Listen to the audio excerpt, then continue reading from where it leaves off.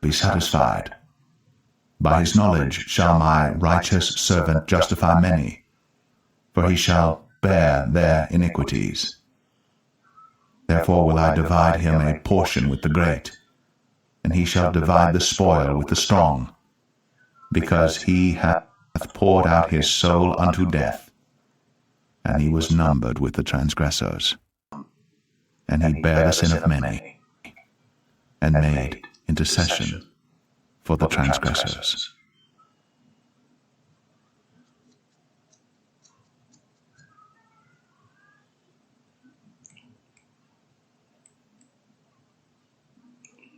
Hello, everybody. Good to see everybody. This here is Isaiah chapter 23, and we'll try to see if we can't do it the right way this time. Isaiah 53. Who hath believed our report, and to whom is the arm of the Lord revealed? For he shall grow up before him as a tender plant, and as a root out of a dry ground. He hath no form, nor comeliness, and when we shall see him, there is no beauty that we should desire him. He is despised, and rejected of men, a man of sorrows, and acquainted with grief. And we hid, as it were, our faces from him. He was despised, and we esteemed him not. Surely he hath borne our griefs, and carried our sorrows. Yet we did esteem him stricken, smitten of God, and afflicted. But he was wounded for our transgressions, he was bruised for our iniquities. The chastisement of our peace was upon him, and with his stripes we are healed. All we like sheep have gone astray. We have turned every one to his own way, and the Lord hath laid on him the iniquity of us all. He was oppressed, and he was afflicted, yet he opened not his mouth. He is brought as a lamb to the slaughter, and as a sheep before her shearers is dumb, so he openeth not his mouth. He was taken from prison and from judgment. And who shall declare his generation? For he was cut off out of the land of the living. For the transgression of my people was he stricken. And he made his grave with the wicked, and with the rich in his death, because he had done no violence, neither was any deceit in his mouth. Yet it pleased the Lord to bruise him. He hath put him to grief. When thou shalt make his soul an offering for sin, he shall see his seed. He shall prolong his days, and the pleasure of the Lord shall prosper in his hand. He shall see of the travail of his soul, and shall be satisfied.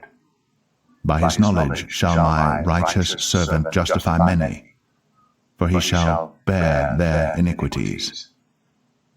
Therefore will I divide him a portion with the great, and he shall divide the spoil with the strong, because he hath poured out his soul unto death, and he was numbered with the transgressors. And he bare the sin of many, and made intercession for the transgressors.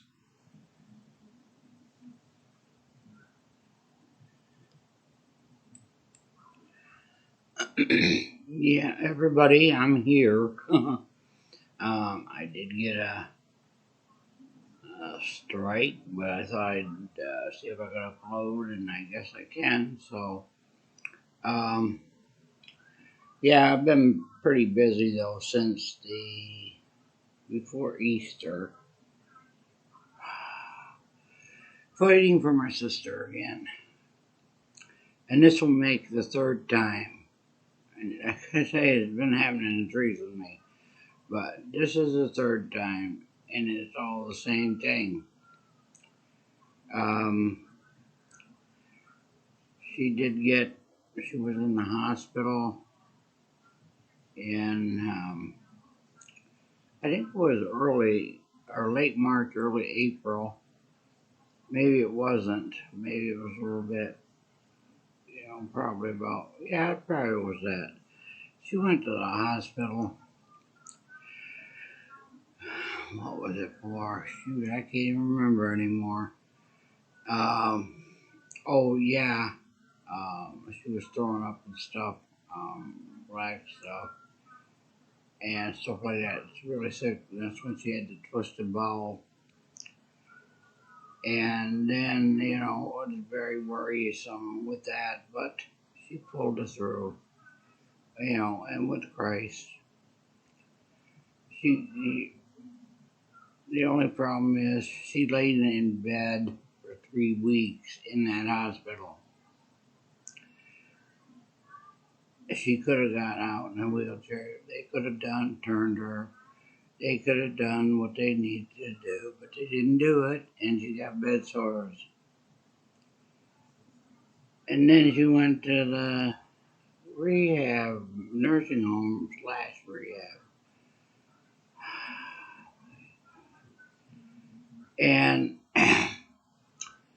I suppose they deal with bed sores a lot different than they did when I was taught that. They were putting cream on it and bandaging it and spraying it with all this crap. And said my way, not to do, soap and saline. It does say soap and saline. But she was there for 45 days. And she didn't heal. The bed sores weren't healed. So they had a nurse come out, but then my brother ended up taking care of it, trying to anyway. And he went, took her to the wound clinic again, and first they took her to her doctor because her feet were swollen and stuff like that. Of course, he blamed the hospital, and I think the whole kit and caboodle was to blame for it because they were all passing the buck back and forth. And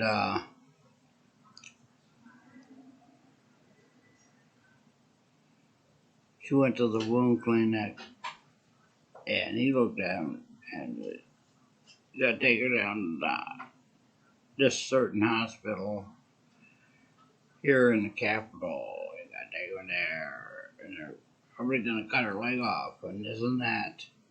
Place, okay. My sister is along with a lot of my family, have anxiety issues, very bad, and mental illness, depression, bipolar, you name it. But after my mom died, she died when she was 59, it started showing up, my brothers and everyone else, me and everyone else. And she was upset, and I can understand the reasoning. First one says cut your foot off, the other one says cut your leg off, and this and that. My brother was all hepped up on stents because that's what they thought, And I told him, yes, forget about the stents and take one thing at a time. So she gets to the hospital. First of all, she was talking up a storm with my brother's friend and my brother, and when the ambulance got there,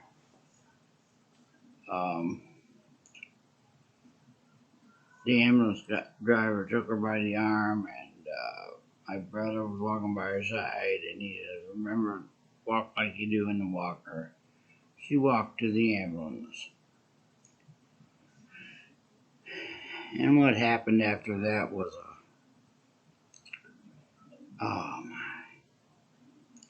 Well, she got down there to the hospital and this and that. She was in the emergency room for almost 2 days. Her feet were swollen red and they were warm, which I knew there was an infection in there, but they tried to make it something else, you know. But I know with infection, you usually get fevers and stuff. And she didn't have any of that. She gets to the emergency room, and, you know, for some unknown reason, my brother tried to do it, couldn't do it, couldn't get a hold of her. But for some certain reason, I called up to see if she had arrived at the emergency room. And yeah, she arrived, so they, you know, sent the call over there. And for some unknown reason, somebody picked up the phone. And when my sister was talking, she talked to me just like you and me would be talking. She had a cough because she had pneumonia, and I think she got that from the rehab or whatever because of lying around, you know, and like that. They'd put her wheelchair out in the hall. This is something like Machine Monkey did something on this not too long ago about gaslighting.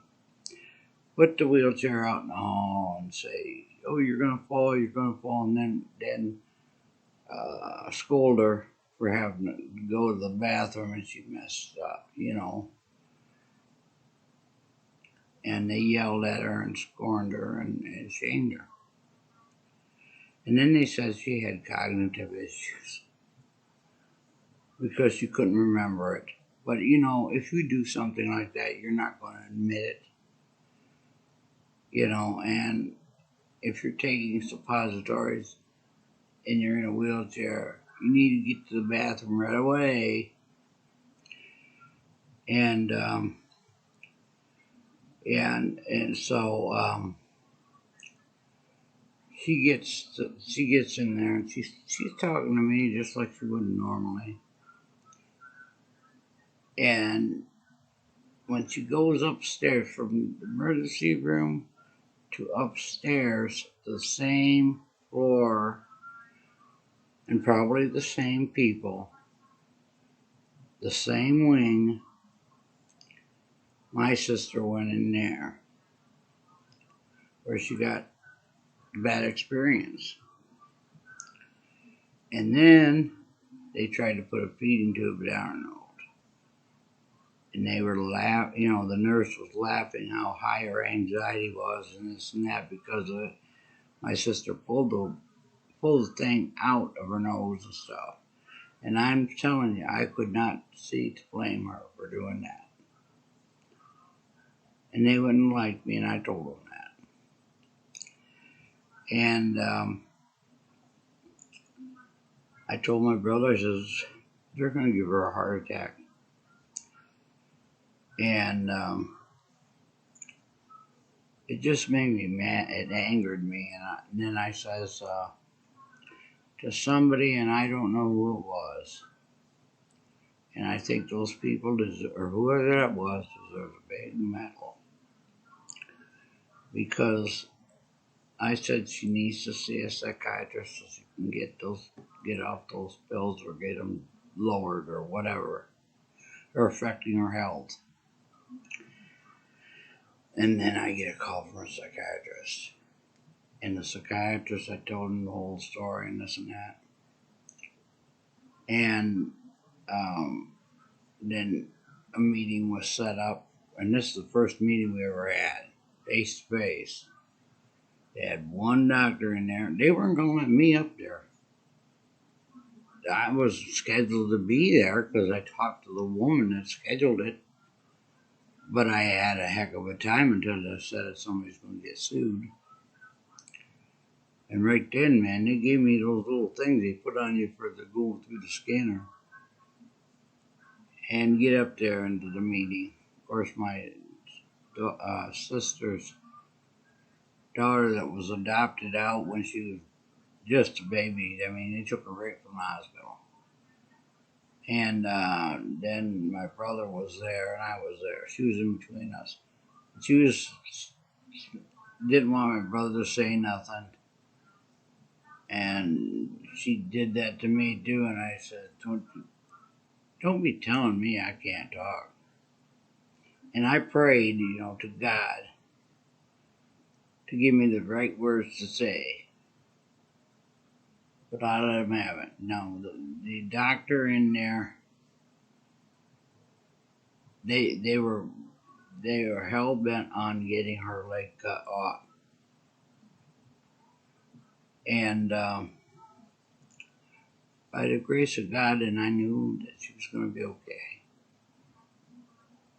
Because, I just knew. I just believed that the Lord would take care of her. And I showed him the paperwork I had on the drugs and on what the FDA said about it. It doesn't say that she slammed it shut. The doctor did. She said, "Oh, I'm just going to be here for one day." Yeah. And then I got into the nurse practitioner, and I said, "I don't ever want to see you put restraints on my sister ever again. She's a human being, not an animal, but a human being. You wouldn't treat your family like that." And the very next day, we get to go about her surgery for her leg. The doctor that was there, or I guess it would, I don't know what it would be on call or whatever, but her doctor that was in the hospital called me up and scheduled the surgery and stuff like that. And then I got a call from the surgeon and all the crap all over. But the doctor said that they were going to take and try to take a blood vessel and try to take the bad part out so she can get blood flow to the foot. Which he's always had problems with his foot for a while. The doctor doesn't care. So that's what they did. I don't think they put stents in her legs. I just think they fixed that part. And if they did, they did. But I don't know. But they didn't have to cut her leg off. See, I knew they weren't going to do that. It's just something inside me said that. So praise the Lord for that. Then then they start doing all these tests. What nurse practitioner that was in that meeting, oh, she's got to drink this thick crap because she didn't say crap, but because of swallowing issues. And I said, we've been here before. It's happened before. You always do the same thing. Oh, really? I said, yeah. This is the third time. And the next thing you know, we're getting a call from cardiology and said she's going to have a pacemaker because supposedly her heart quit when she's sleeping. I got a call from them this morning saying they didn't have to put a pacemaker in there. They had to take away a medication. And now they got a Holter monitor on her. That's one of those things that you wear and it monitors the heart so they can tell if it's doing something. See, I've had to do that and it's never showed up nothing. It's kind of weird. You're freaking wearing that and supposed to write down what's going on. Nothing happens. But she didn't have to have a pacemaker. And now she's got the feeding tube out of her. And according to my sister, we were able to talk to her, but she still talks kind of weird. But she's had a feeding tube through her nose down into her stomach. She's had 2 scopes. God only knows what else they did. and stuff like that, but it's going to take some time for she can really heal that up. I mean, that's going to, that's going to really take a bit, but I have a feeling she's going to be okay. And me and my brothers had to file for guardianship, not to run her life, but to keep them from running her life. Because she's not goofy. I mean, she's got problems, but if she's on her pills, she's fine. And this wasn't an episode of that, because me and my brother, our whole family lived through that.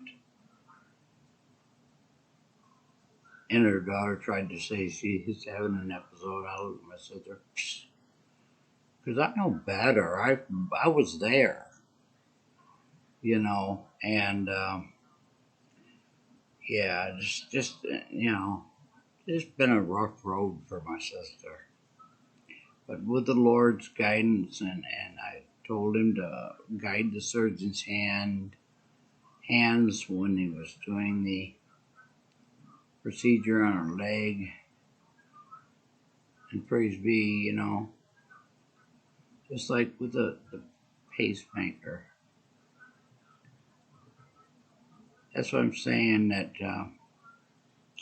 and I wasn't afraid to mention it, because I went up there with the T-shirt that I have. It's Full Armor of God. And I wasn't afraid to talk about Jesus, and I wasn't afraid to talk about God.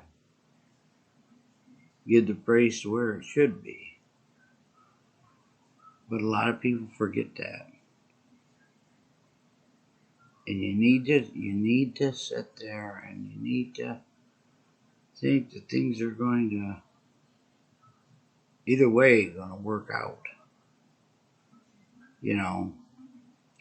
What's going on in this world today, it's going to work out either way, because Jesus is there to help us.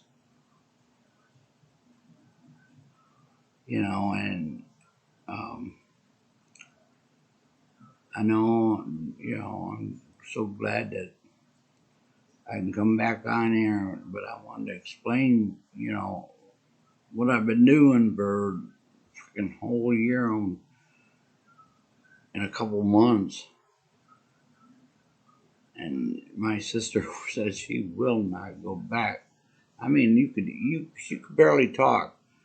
But when they were talking about rehab places, and my brother was saying something about that one she was in, and she goes, "No." You could understand her.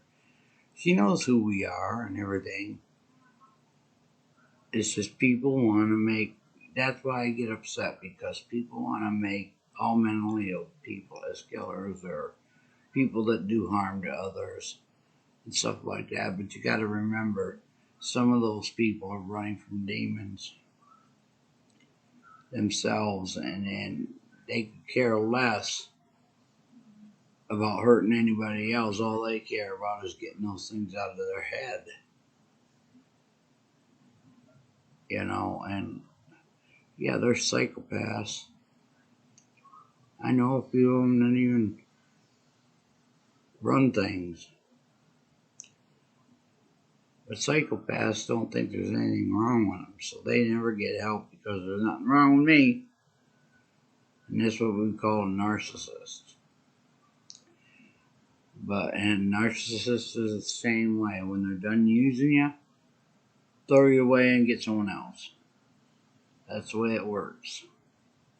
And they drive your freaking brain crazy. But I wanted to get on here and talk a little bit about what went on. And I want to thank God and thank the Lord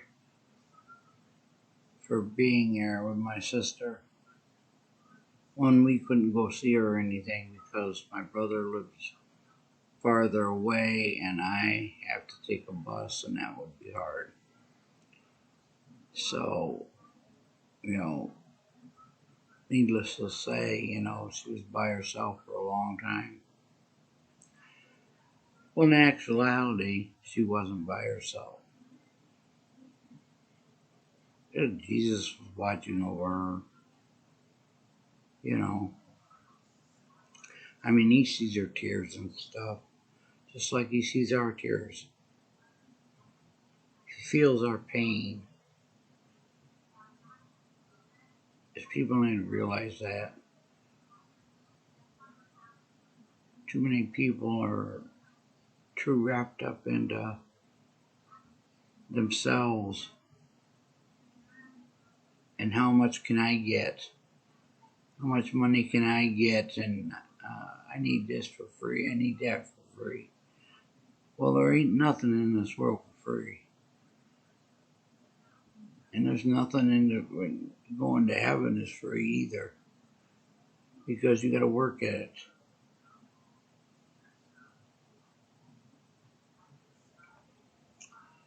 But that there is a testimony that I ain't ashamed to share, and I ain't ashamed to tell people who helps me. I ain't ashamed of it. People shouldn't be ashamed of it. You know, if something goes right in your life, if you're told one thing and that thing turns around to be good, there's somebody helping you. So I just wanted to say that, and to share my little story here with this Bible chapter is that we need to have faith and compassion and understanding and what other people are going through, especially people with mental illness, because they have to deal with that stuff on this plus what these people are putting on top of them.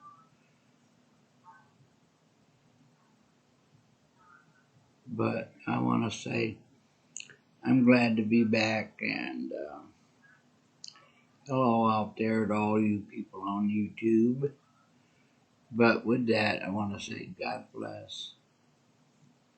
Jesus loves you and really cares.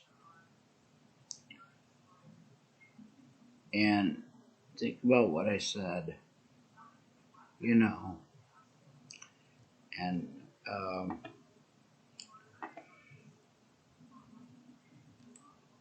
till next time, till we meet again, until next time.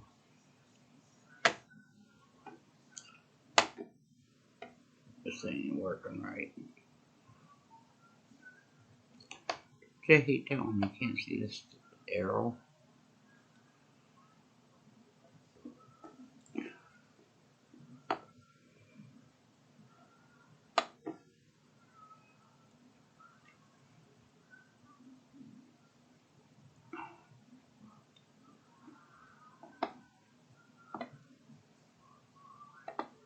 This is funny. I'm a blind person. I'm blind, yeah.